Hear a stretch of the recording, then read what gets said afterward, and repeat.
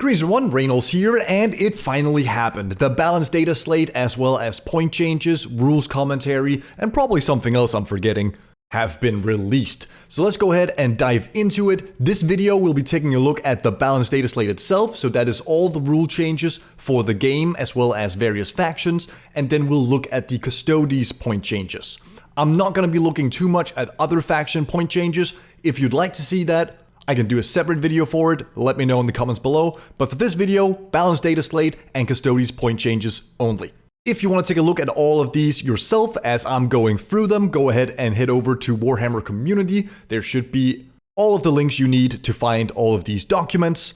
And if you're wondering what's changed between the last data slate and this data slate, it will be marked with a red plus, as you can see right here. So starting off, devastating wounds are still the same as they were in the previous data slate. That means you still don't get an armor save or an invuln save, but the wounds don't carry over like they did before when it was mortal wounds. Personally, for now, I think this is fine, but in the long term, I think GW needs to look at devastating wounds, either just not giving it out to everyone, or finding a better solution to it, because devastating wounds is still a bit of a feels bad thing in the game, not just for Custodes, but just for a lot of factions in general. For example, Thousand Sons can basically never be buffed, because their army rule can give them devastating wounds, which means that their shooting will be good against everything all the time, and so they'll be locked into having those, standard shooting marine squads. But you cannot buff them, because if you buff them, well, you also buff devastating wounds for them, and that just makes things a little bit silly. So I really think devastating wounds still need to be looked at. In any case, that haven't changed. Another thing that haven't been changed is what can be modified when it comes to stratagem cost. So it's still battle tactics only. You can only do battle tactics for free, and you can only increase the cost of battle tactics. That is still the same. Fire Overwatch is still the same. You need to have line of sight, and you cannot do it if you are a Titanic unit. Insane Bravery is still the same. The changes to Ruins visibility for aircraft models and towering models are still the same. And then finally we can start talking about the new stuff. Starting off with the Adeptus Sororitas, which I've been seeing a lot more play recently, and it seems like people have finally figured out how to play them. At the start of the edition they were quite weak, they weren't doing very well, but after the last data slate, either because of point changes or because sister players just, started trying different things out, they found some quite viable builds and have been doing quite decently with the Sisters of Battle. One of the strongest things they could do was they had a model called the Triumph of St. Catherine, which had an ability that allowed any Sister of Battle unit within 6 inches of it to make unlimited Acts of Fate, which is miracle dice. That has been nerfed. Now you can do up to 2 Acts of Fate per phase per unit. So that means no longer can you do the Retributor thing, for example. So one thing you could do was having a Retributor squad jump out and just shoot everything and basically guarantee that you get, at least some wound through, or guarantee that if you just get 1 wound through, it would do 6 damage or whatever it may be. You would combo it with another enhancement or character, I forget which one it is, that would allow any miracle dice spent to be treated as a 6. So basically you just had infinite 6s as long as you had miracle dice available, and that combo was quite strong, so it does make sense that that is what they're targeting. So still pretty powerful, but not quite as powerful as before. Next up, the Adeptus Custodes, and we just have a single change when it comes to rules for the Custodes. That is that the 4-up Feel No Pain ability works against mortal wounds as well as critical wounds caused by attacks with the Devastating Wounds ability. Basically, we get a 4-up Feel No Pain against Devastating Wounds, which I mean is nice. For a game purpose standpoint, it's very nice. It makes us a lot more durable. I sure hope that they fix Devastating Wounds by the time the Custodes Codex comes out, or that the other detachments are good enough that you consider taking a different detachment. Because if things go as I maybe think they will, we'll end up in a situation much like 9th edition where the 4-up Feel No Pain against mortal wounds were required, and if Devastating Wounds keeps being the same thing, well then we just end up playing the same detachment no matter how many other detachments we get, because we need that 4-up Feel No Pain against the Devastating Wounds to even play the game. Again, hopefully this is not the case, but we'll have to wait and see. Other than that, no other changes for Custodes. Fight First is still an epic deed stratagem, so you cannot use it for free. Custodian Guards are still 4 to 5 models, Wardens are still 4 to 5 models, and Virtus Praetors are still 2 to 3 models. So honestly, this was not the change I was hoping for Custodes, because once again, I am just a little bit worried that we end up in a situation where you just need to take this detachment to get that 4-up feel no pain against devastating wounds, because otherwise it'll be too hard to play the game. But hopefully I'm wrong. Moving into Eldari territory, they've been nerfed, then they got nerfed, and then, they got nerfed. And they were still really good, so they're getting nerfed again. First and foremost, the number of fate dice available to them has been reduced to 6. This is obviously very big, because before they kind of just had, too many dice. And I've seen games where they don't even get to use all of them, because it's like, well, I don't really need it. But now, with only 66 dice available, they will actually have to treat each of them as being like a resource that they're spending and not just something they're like, yeah, I'll just throw it in there because why not? Next up, Fate's Messenger Enhancement.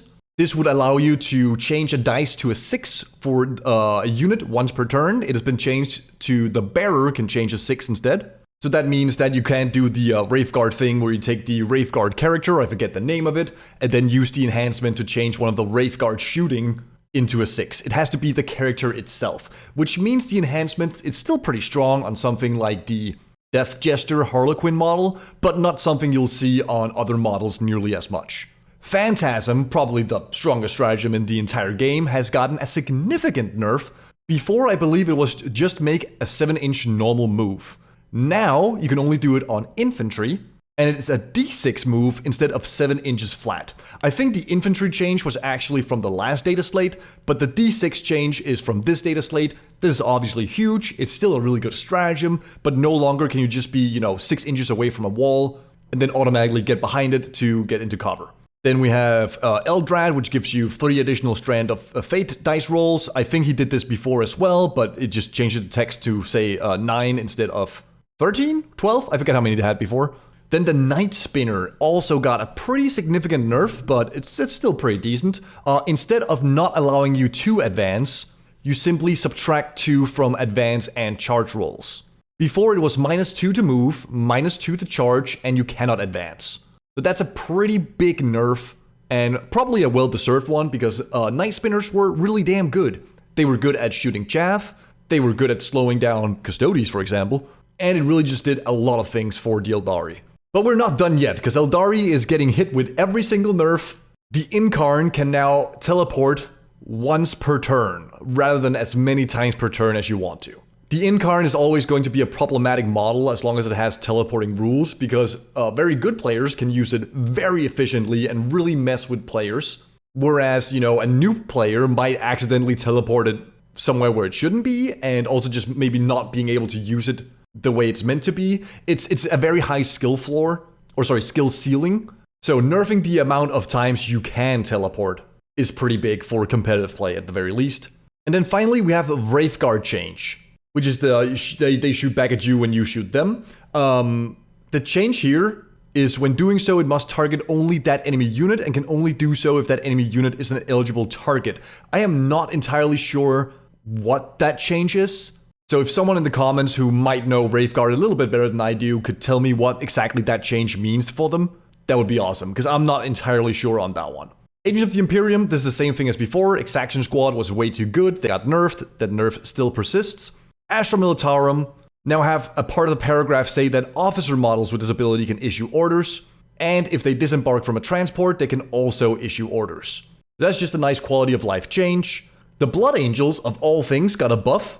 Well, not of all things, but I just wasn't expecting Blood Angels to even be in this Dataslate, but instead of getting +1 attack and +1 strength and +1 attack, they get +2 strength and +1 attack, which might be enough to see them be viable, I don't know. But going from strength 4 to strength 6 with chain swords, that's pretty good. Going to strength 7 with power swords, strength 10 with thunder hammers, I forget the strength of thunder hammers in 10th edition, but all of those changes, that might be able to do something for the Blood Angels.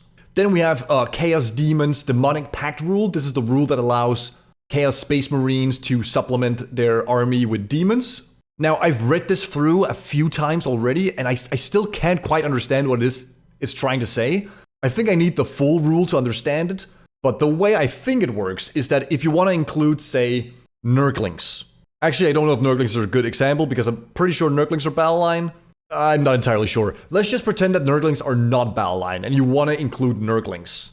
You cannot include Nurglings without also having the Not the Poxwalkers. Why can I not remember any of the demon names right now? Basically, you need to take one battle line demon unit for every non-demon battle line unit you want to use. So if you want to have Shalaxi or Celesk, the Slanesh demons, you would also need to take one unit of Demonettes. Because for each non-battle line unit, you need to have at least one battle line unit. That is the way I'm understanding this, and they also need to match keywords. I might be misunderstanding this. If that is the case, do let me know in the comments below. Chaos Space Marines, another boogeyman that was rising, and still doing quite well, after the last Dataslate, have gotten some nerfs as well. The first nerf is one that a lot of people have proposed, and I think it works perfectly fine.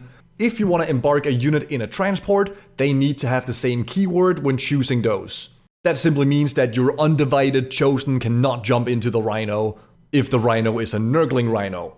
And the reason why that matters is because some stratagems are better on some units depending on the mark they have. And that just meant you could do some silly combos with some stratagems. For example, the Dark Obscuration stratagem, which if you target a Nurgling or Nurgle unit with, before it would get Lone Operative, which means that you cannot shoot it outside of 12. They have now changed this to be within 18. This is still a really good stratagem, but you can no longer safely make sure that your undivided chosen in the Rhino gets delivered all across the battlefield. Because now, the chosen cannot go in the Rhino unless they also are Mark of Nurgle, or if the Rhino itself is Chaos Undivided, which obviously means you would not be able to use the stratagem in the first place. Well, not this part of the effect of the stratagem. So that's a big nerf for Chaos Space Marines, but probably a very welcome one.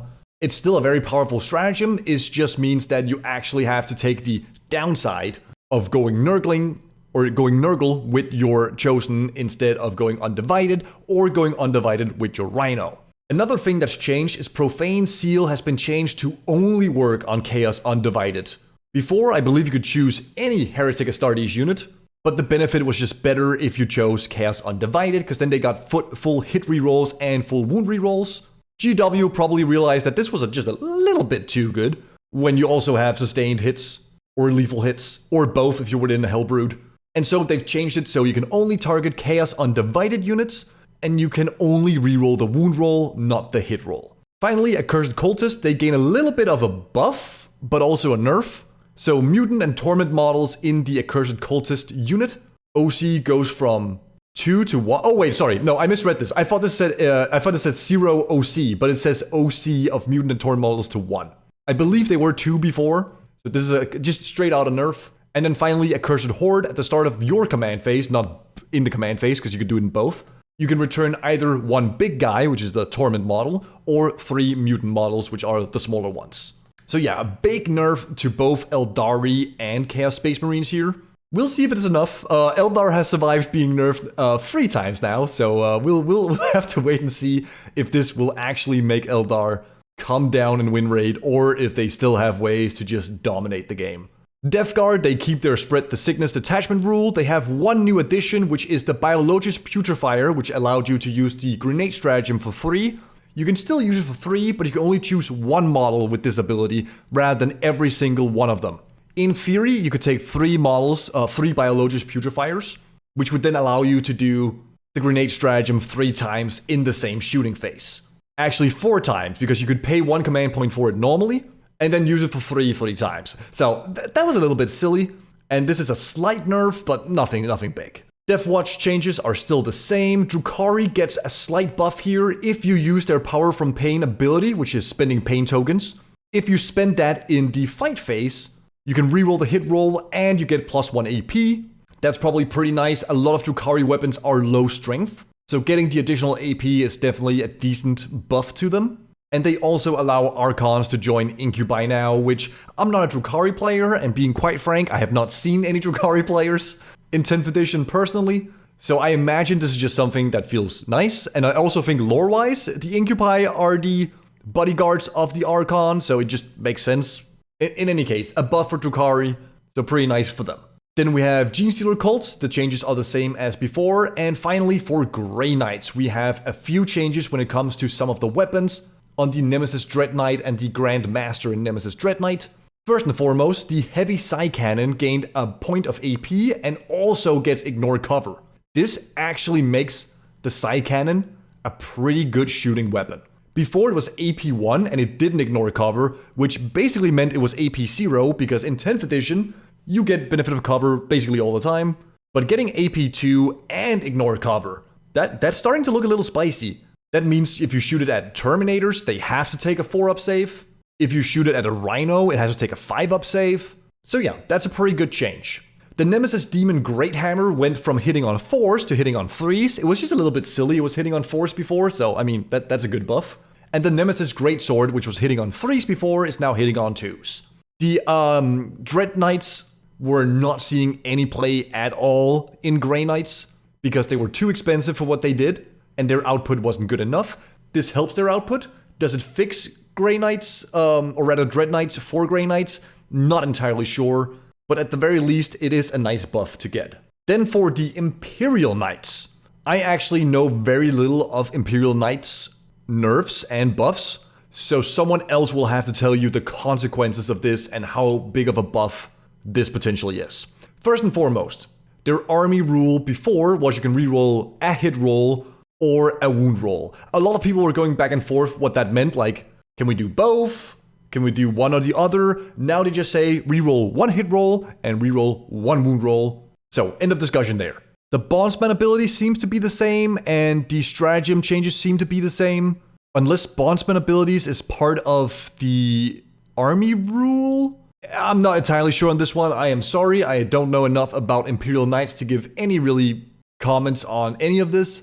So if someone else would take over for me in the comments below, I'd appreciate that. Votann keeps their buff from last Dataslate. They can choose 4 units and they get CP if they kill them, kill any of those targets. Space Marine Desolation Squads is the same. Space Wolves gets a bunch of buffs. First and foremost, this is for the Space Wolf detachment specifically. So I believe before the Deeds Worthy of Saga was at the end of your turn. So you needed to choose the saga in your turn and complete it in your turn to get any benefit. If you chose a saga in your turn and you completed it in the opponent's turn, you wouldn't get any benefit from it. But now you choose one at the end of each player's turn, and then you check if it was completed, and then you get the buff associated with it. And I assume these have been made easier to complete. I don't really know Space Wolves too well, so I don't know exactly what changed here. But my guess is just that these are now easier to complete and is actually worth considering taking the Space Wolf detachment, because before, it really wasn't. And finally, we have the World Eaters. Their enhancement, the Berserker Glaive, has been changed to be +1 attack and +1 damage of melee weapons equipped by the bearer. I believe this was the one that used to be D3 attacks and D3 damage. You would see this often on a Master of Execution. And if you were lucky, he would just all of a sudden swing with like devastating wounds, dealing 5 damage. Which was of course a little bit silly. Then we have the Favored of Khorne enhancement. This one might be more of a clarification than any change, because the way it was worded before made it sound like you could reroll dice as many times as you wanted, which basically means that you would always get the results that you wanted. I don't think any tournaments played it this way, but the wording was ambiguous, and now they just said, alright, you can reroll all the dice once per battle, that's it. So obviously this is when you want to fish for something specific. Maybe you want to really try and get Angron to resurrect, so you can reroll it there once. Or you really want to make sure that you get 2 specific buffs, and you reroll for that. All those kind of things. And then finally, a nerf for the World Eater's Demon Prince. Before he had an aura that would give anything within it a 4-up invulnerable save. They've now changed that to be a 5-up invulnerable save, but if they already have an invulnerable save, they get a 4-up invulnerable save instead. The change for this was mostly because there was a silly list going around where you were running 120 Jackals, which is basically Chaos Space Marine cultists, but actually decent in melee. So you would run 120 of these cultists, and the cultists have a 6-up Feel No Pain by themselves. You then take the World Eater's enhancement to give them a 5-up Feel No Pain, and then they had a 4-up invulnerable save on top of that. So you could start imagining how hard it is to deal with 120 models, 20 models per unit by the way, with a 5-up Feel No Pain, 4-up invuln. So now they're saying, alright, you can get a 5-up invuln, not a 4-up invuln. So those are some slight nerfs to World Eaters overall, but probably not something that's gonna kill them outright. And that is the end of the data slate itself. Quite a lot of changes for quite a lot of factions. Custodes obviously only had that one change for devastating wounds. It's a big change, and I hope that maybe it makes Devastating Wounds, a little bit less sought after because it's just not going to be the end-all be-all. But I don't think that's the case. And again, that's why I'm saying I hope I am wrong about this. I hope that Devastating Wounds is not going to be as big of a problem as I think it is. In any case, when our codex comes out, there is of course always the option of GW just saying that every single detachment gets 5-up Feel No Pain against mortal wounds and Devastating Wounds. That could be an option. We don't know that yet. We'll have to wait and see. With the data slate out of the way, let's jump over into point changes, and as I mentioned at the start of the video, we'll mostly just be covering Custodes changes. I might take a look at Agents of the Imperium, but other than that, we'll just look at Custodes. Alright, point changes for Custodes. Honestly, not as much as I expected. Points have been reverted for the Alaris Custodians, Custodian Guards, Custodian Wardens, and Virtus Praetors have been given a 5-point discount as well. I was kinda expecting them to change the points cost of everything back to what it was before the September data slate. That is not the case. All of our characters are still very expensive, but our normal infantry remains the same cost. I am very disappointed not seeing any Dreadnought changes, as well as Sagittarum changes. We now live in a world where 5 Custodian Guards cost the same as 5 Sagittarum, and 5 Custodian Guards actually shoot as good or maybe even better than Sagittarum. Yes, Custodian Guards have less shot and one less strength, but they have wound rerolls and they can shoot twice, once per game. So, I really don't know why GW didn't do anything for Sagittarum. I don't think it would have been too crazy to just say Sagittarum is 200 points and then call it a day. But yeah, they didn't want to do that. They did not want to do that. But yeah, Alaris, Guard, Wardens, the Shield Captain on Don Eagle Jetbike did come down, and Virtus Praetors are down in points. Virtus Praetors are still way too fucking expensive. They went down by 10 points, so they went from 80 points per model to 75 points per model. That's still really bad, because you can still not use -1 damage on them, you can still not use Slayer of Nightmares on them. Well, you can use Slayer of Nightmares on them, but there's no point because they have lands. You cannot revive a model for Virtus Praetors. Can you use the Fight First strat? I actually forget. Is the Fight First strat for infantry only? In any case, Virtus Praetors, probably still trash tier. It's 290 points for 2 bikes and a captain, and as I've mentioned in other videos before, I actually think the rules of the captain is pretty damn good. They're just way too expensive. So yeah, I am not expecting Virtus Praetors to see any rise in play, but you know what? At this point, I'm so tired of playing with Alaris, Guard, Wardens, that I might try and make a list with, just as many bikes as possible and be like, you know what? This is going to be shit. I'm gonna try and see what we can do with it anyway. But yeah, I mean, there's not a whole lot for me to comment on here. Guards are cheaper and they're more durable now because they can survive devastating wounds a bit better. The same goes for Wardens. I'm probably personally still on the boat saying that Wardens are the better choice between Guards and Wardens because the survivability, even though you do get the 4-up Feel No Pain against devastating wounds for every unit now, there's still a lot of damage free in the game. And having a 4-up Feel No Pain once per game just, changes things quite a bit. Also, -1 to wound. And as I've talked about in my Guards versus Custodians, not Guards versus Custodians, Guards versus Wardens video, it's not like the Wardens don't have good combat. They have great combat. It's just not as amazing as Guards. But the cost of the offense for Guards is the lack of defense that Wardens have. And I'm not sure if I'm right. Okay? I don't know for sure if I'm right. I just have a feeling that defense matters more for Custodes right now than the offense. On top of that, as I said, all of character models did not go down in price. Trajan is still 160 points, Blade Champion is still 120, Shield Captain is still 140. These are expensive characters to attach to a unit. So even if the average list gained between 75 and 100 points from the regular infantry going down in cost, that won't even really allow you to include another character for a unit. So yeah, I'm happy for the positive changes. Obviously, I don't want to be a doomsayer. I think these changes are probably going to be good enough for Custodes to go up towards that 50% win rate. But I am a little bit sad that our playstyle probably didn't change at all. Well, not our playstyle, but like the average army you'll see on the table will still be the same. If you're in a light terrain situation, you'll see 2 to 3 tanks, Wardens and Venatari. If you're a bit heavier terrain, then you'll see Wardens and Guards, Venatari, Alaris.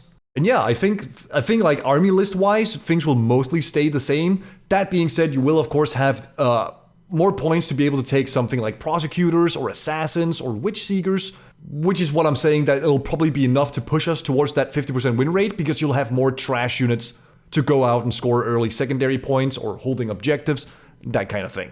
Let me see if I can find Imperial Agents real quick, just to see if there's any changes there. Leaks of Votan, Necrons, Space Marines are... Here we go. Agents of the Imperium, no changes at all. The Callous Assassin is still 90 points. The Evisor is still 75 points. Both of these are really good choices to include in your Custodes army. So you're probably still going to be seeing those. Yeah, no, as I said, I'm happy with the changes because they are positive. But as I was saying, I am not expecting a ton of list changes to be happening due to these point changes or rule changes. I think you'll see mostly the same lists, but the characters might be getting an enhancement. Maybe you see more Trajan because you have those extra points to upgrade a character to Trajan if you wish to do so. And then you'll see, you know, 1 or 2 more units of Prosecutors and Witch Seekers. Which again, that might just be enough to push us to 50% win rate, but we'll have to wait and see. Alright, so overall for Custodes, I'll rate this data slate, I'll rate it a 7 out of 10. It's only positive changes, so, you know, I cannot rate it negatively. But it doesn't change the internal balance of the index at all. It is still the same units that are good, and we'll continue to see those until the the codex with new detachments and hopefully rules comes out. Alright, that's all for this video. Thank you so much for watching. I hope you've enjoyed it. If you did, feel free to hit the subscribe button for more Custodes content. And leave a comment below with your thoughts about the data slate as well as the point changes. My name has been Rejnols, and until I see you again, I hope you have a wonderful time.